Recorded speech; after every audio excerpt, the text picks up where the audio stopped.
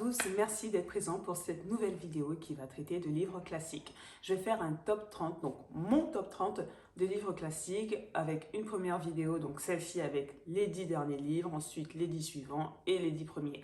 Donc on va faire du 30e livre au 21e livre aujourd'hui. Donc pourquoi je fais ce top classique? Parce qu'il est important de connaître ces classiques et autant français, américain, anglais, africains et d'autres pays. Donc ça va toucher vraiment des classiques de partout dans le monde, pas uniquement des classiques français, parce que qui dit classique ne dit pas forcément que classique français. Donc j'aborde cette thématique parce que pour moi c'est important de lire les livres que je vais vous proposer et j'espère que vous saurez les apprécier parce que vraiment je les ai triés au volet. Je vais vous parler de Édouard II de Christophe Marlowe qui a été publié en 1594. Il fait partie du théâtre élisabétain, donc c'est du théâtre anglais de la période élisabéthaine qui est très violent et qui traite souvent de personnages historiques. Donc Édouard II est une personne qui a existé et ici Christopher Marlowe se concentre sur une partie de sa vie. Donc c'était un roi qui n'était pas très bien vu parce qu'il avait l'air un peu oisif et en plus il était homosexuel, donc à l'époque c'était quelque chose de très choquant. Donc la thématique ici va être la thématique politique et la thématique sexuelle. Donc Édouard II était roi d'Angleterre et il voulait imposer son mignon à la cour qui était Pierre Gaveston, absolument pas aimé des barons parce que c'était quelqu'un cutéreux, c'est-à-dire de basse lignée en fait. Donc, il essaie de les imposer, sauf que les barons fomentent un plan pour qu'ils soient exilés.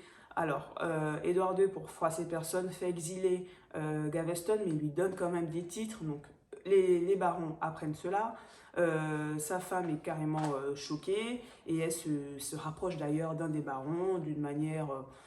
est-ce que c'est parce qu'elle est amoureuse ou pas? Enfin, on ne sait pas, mais en tout cas, c'est assez marrant qu'il le pointe dans le livre parce que le roi ne se gêne absolument pas pour la tromper, mais dès qu'une femme va vers un homme, c'est la fin du monde. Bref, donc il exile et finalement les barons demandent à le faire revenir pour lui réserver un sort pire que l'exil. Et là, donc, Édouard II va déclarer une guerre aux barons.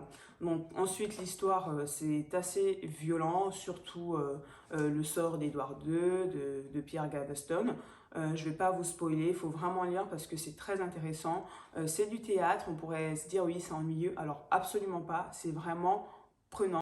Donc, c'est voir une époque, une partie de l'époque anglaise, comment est traitée justement l'oisiveté, parce que le roi il apparaît comme très oisif, comment est traitée l'homosexualité, est-ce que c'est puni finalement, le roi Édouard finalement il doit abdiquer parce qu'il a peur que son fils ne lui succède pas, donc il est obligé d'abdiquer pour son fils et le sort des autres personnages est assez, assez violent. Je vais ensuite vous présenter La vie devant soi de Romain Gary. Il a publié ce titre sous le pseudonyme Émile Ajar. D'ailleurs, sur la collection que j'ai, il y a écrit Émile Ajar parce qu'il avait déjà eu le prix Goncourt pour un précédent livre et il a édité donc sous ce nom-là et il a encore eu le prix Goncourt. Normalement, le prix Goncourt, on ne l'a qu'une fois dans sa vie en tant qu'auteur et lui, il a réussi à l'avoir 2 fois.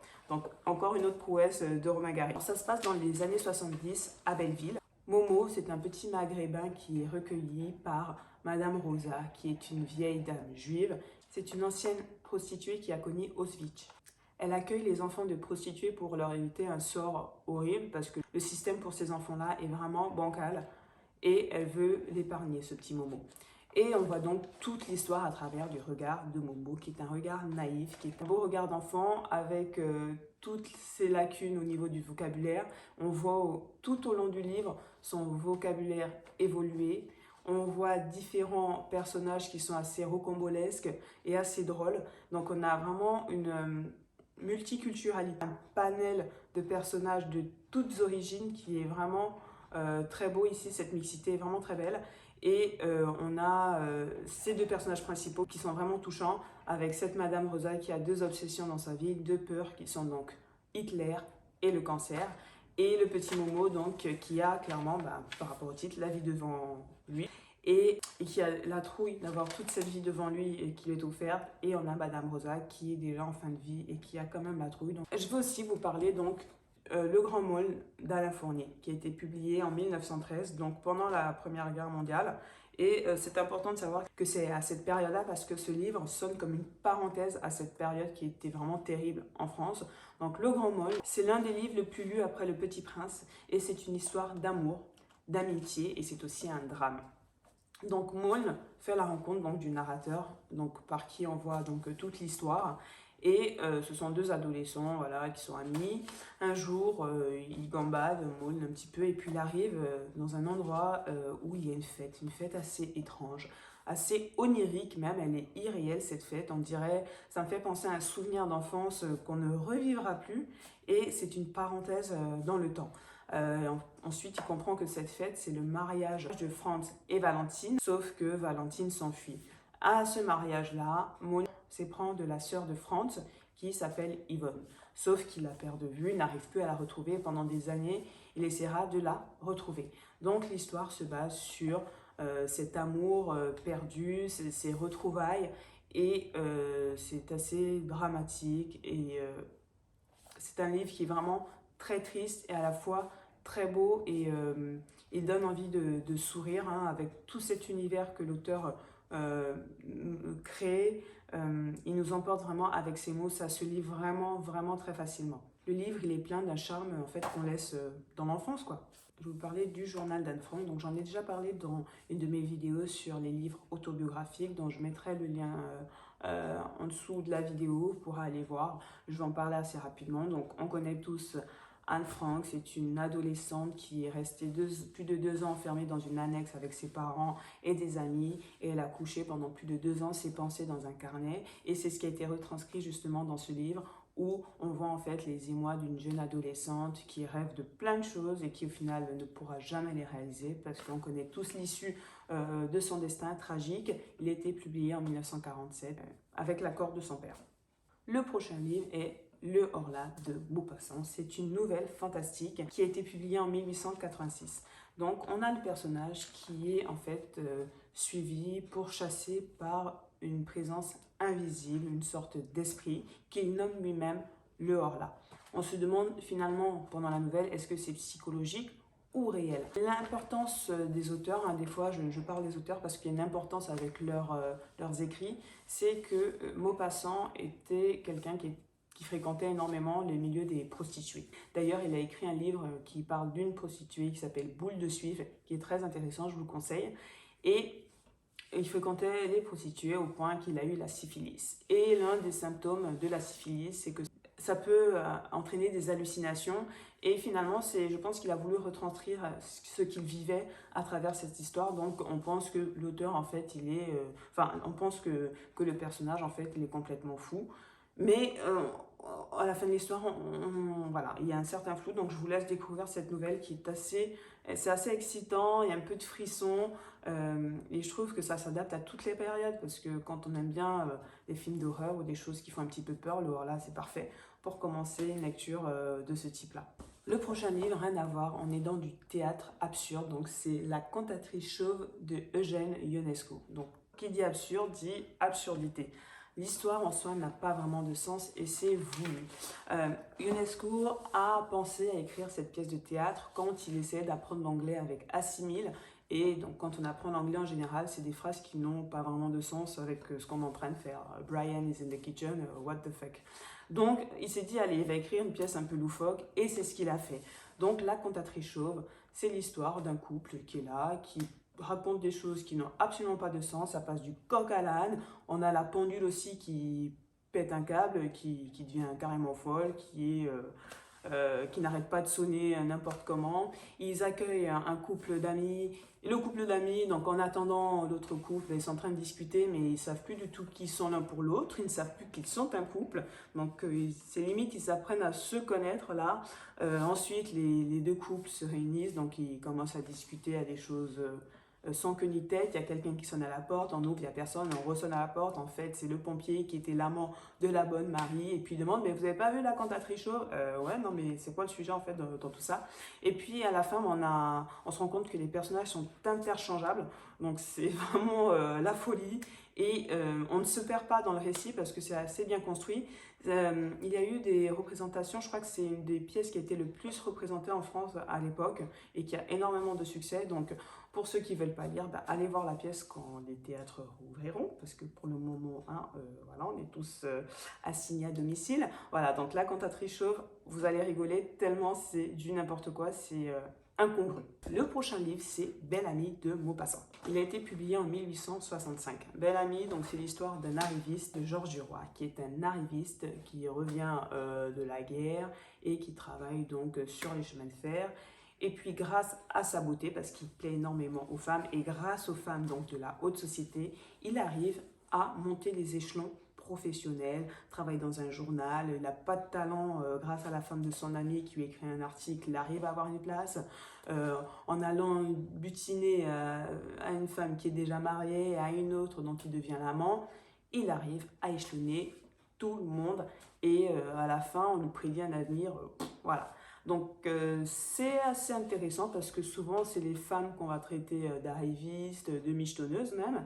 Et puis là j'aime bien Maupassant qui parle d'un homme justement qui profite de sa beauté et de la faiblesse des femmes pour avancer dans la société. J'aime beaucoup, je trouve ça assez novateur pour l'époque.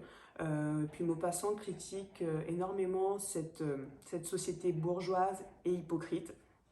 Ça vaut le coup. Il y a un film qui a été fait, je crois que c'est Robert Pattinson qui joue le rôle justement de Georges Duroy. En plus, il est mignon, donc je vous conseille le film. Ensuite, Claude Gueux de Victor Hugo, qui dénonce justement la peine de mort. Donc Claude Gueux, c'est un pauvre monsieur hein, qui vole à manger pour sa femme et son fils. Sauf que il a arrêté 5 ans de prison.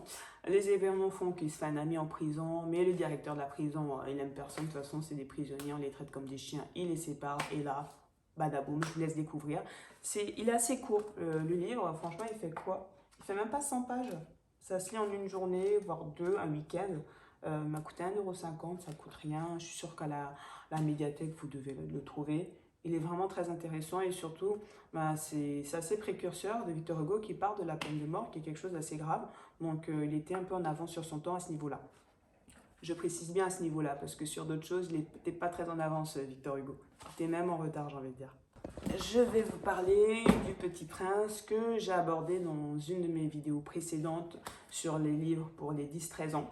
Donc je ne vais pas trop m'éterniser. Donc on a ce petit garçon qu'on appelle le Petit Prince qui bassine un aviateur avec ses histoires. Il a quitté sa petite planète où il essaie de la sauver des volcans et des baobabs. Et puis il est allé voir d'autres planètes. Donc on voit une flopée de personnages clichés dans leur genre. Et puis on a cette rencontre avec le renard qui lui apprend le mot apprivoiser.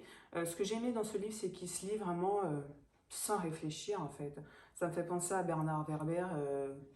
Tu te dis, il écrit un livre sur les fourmis, tu te dis, mais n'importe quoi, j'ai pas envie de dire ça. Et puis quand tu commences, ça t'entraîne en fait. Et je sais pas, il a une plume extraordinaire. Et Saint-Exupéry, je trouve que c'est pareil. Sauf que là, on est vraiment sur un livre qui est philosophique. Et philosophique quant à la nature humaine qui en fait est assez pessimiste. Et puis, je trouve que c'est poétique aussi. Et le petit garçon, il est très attachant. Ce petit prince parce qu'il est plein de naïveté et ça rappelle l'enfance quoi. Et le dernier qui arrive en 21e position, c'est Les Liaisons dangereuses du Choderlos de Laclos. C'est un roman épistolaire qui a été publié en 1782. Il est assez novateur pour l'époque parce qu'il traite de sujets quand même de libertinage. C'est une satire sociale, hein, il se moque pas mal de cette époque, de cette bourgeoisie de la haute qui est très pudibonde. C'est un échange épistolaire, donc de lettres, entre la marquise Merteuil et le vicomte Valmont. Donc elle veut pervertir sa cousine et elle demande à Valmont de venir pour pervertir sa cousine. Sauf que lui, il est occupé à pervertir Madame de Tourvel, qui est une femme mariée, pieuse, voilà, elle flotte dans les airs limite avec une auréole. Et donc ces deux personnages vont se lancer dans un duel, dans une compétition amicale, sauf que jusqu'où ça va aller, parce que pour eux, l'amour est un sentiment très bas, qui ne les atteindra pas, absolument pas, ils ne veulent pas de ça. Sauf que leur jeu machiavélique va réveiller un sentiment qui est l'amour, et pour eux, l'amour est un sentiment très bas, voire inférieur. Ce que j'aime beaucoup, c'est qu'on montre que la femme ici ne peut pas assumer d'être une femme libertine, elle ne peut pas du tout assumer ce qu'elle est, elle passe son temps à le cacher. Pourtant, elle est célibataire puisqu'elle est veuve, la personne dans sa vie, elle est très riche, elle peut faire tout ce qu'elle veut, mais elle ne peut pas ouvertement montrer qu'elle fait ce qu'elle veut de son corps, contrairement à Valmont qui lui il assume totalement sa réputation et en tant qu'homme il peut revendiquer son libertinage. Les victimes dans le livre, on a du mal à s'attacher à eux parce qu'ils sont niais, ils sont naïfs, ils sont couillons quoi, alors que la profondeur de la marquise de Merteuil et celle de Valmont est juste splendide dans le livre. Il y a un film que vous devez peut-être connaître pour les plus de 20 ans qui est Cruelle Intention, on appelle Sex Intention aussi, qui est sorti en 99. Il est vraiment bien, moi j'avais beaucoup aimé et il est, c'est un film qui est actualisé à notre époque en fait. Donc on a, on a un quatuor qui est ici dans le livre, qu'on retrouve dans le film, à notre époque et il est vraiment très intéressant pour voir un petit peu ce libertinage, ces échanges et toute cette comédie dramatique sociale en fait. Voilà, je vous ai fait donc mon top 30, donc la première partie donc du 30e au 21e livre.